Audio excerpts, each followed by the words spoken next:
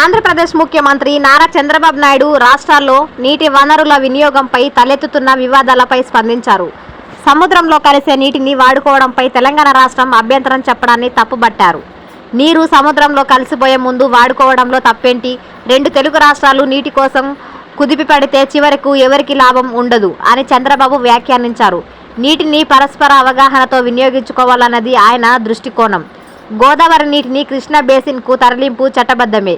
చంద్రబాబు స్పష్టం చేసినది ఏమిటంటే ప్రస్తుతం కృష్ణానదిలో నీటి కొరత కారణంగా గోదావరి నుంచి నీటిని తరలించాల్సిన అవసరం తలెత్తింది అన్నారు.